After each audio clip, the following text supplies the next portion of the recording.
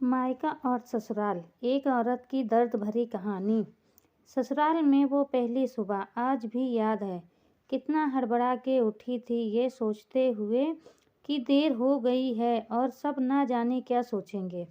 एक ही रात तो नए घर में काटी है और इतना बदलाव जैसे आकाश में उड़ती चिड़िया को किसी ने सोने के मोतियों का लालच देकर पिंजरे में बंद कर दिया हो। शुरू के कुछ दिन तो यूं ही गुजर गए।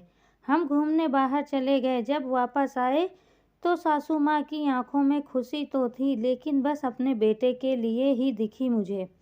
सोचा शायद नया रिश्ता है, एक दूसरे को समझते देर लगेगी, लेकिन समय ने जल्दी ही एहसास करा दिया कि मैं यहाँ बहू हूँ, जैसे चाहूँ वैसे नहीं रह सकती। कुछ कायदा मर्यादा है जिनका पालन मुझे करना होगा।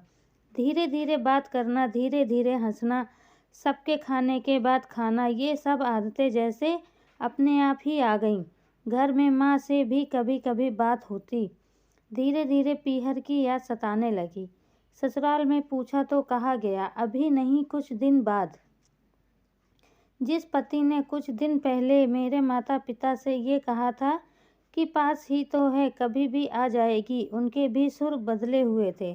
अब धीरे धीरे समझ आ रहा था कि शादी कोई खेल नहीं, इसमें सिर्फ घर नहीं बदलता बल्कि आपका पूरा जीवन ही बदल जाता है। आप कभी भी उठ के अपने पीहर नहीं जा सकते, यहाँ तक कि कभी याद आए तो आपके पीहर वाले भी बिना पूछे नहीं आ सकते। पीहर का वो अल्हड़पन, वो बेबाक हंसना, वो जूठे मुंह, रसोई में कुछ भी छू लेना, जब मन चाहे तब उठना, सोना नहाना, सब बस अब यादें ही रह जाती हैं। अब मुझे समझ आने लगा था कि क्यों विदाई के समय सब मुझे गले लगाकर रो रहे थे। असल में मुझे दूर होने का एहसास तो उन्हें हो ही रहा था, लेकिन एक और बात थी जो उन्हें अंदर ही अंदर परेशान कर रही थी कि जिस सच से उन्होंने मुझे इतने साल दूर रखा, अब वो मेरे सामने आ ही जाएगा। पापा का ये झूठ कि मैं उनकी बेटी नहीं बेटा हूँ अब और दिन नहीं छुप पाएगा।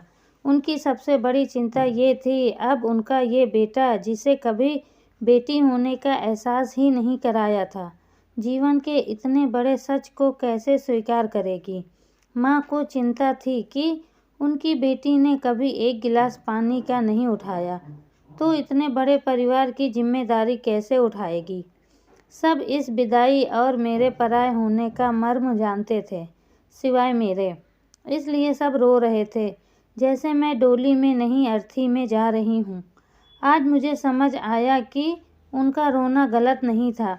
हमारे समाज का नियम ही ये है, एक बार बेटी डोली में विदा हुई तो फिर वो बस मेहमान ही होती है घर की। फिर कोई चाहे कितना ही क्यों ना कहे ले कि ये घर आज भी उसका है, सच तो ये है कि अब वो कभी भी यूं ही अपने उस घर जिसे मायका कहते हैं नहीं आ सकती।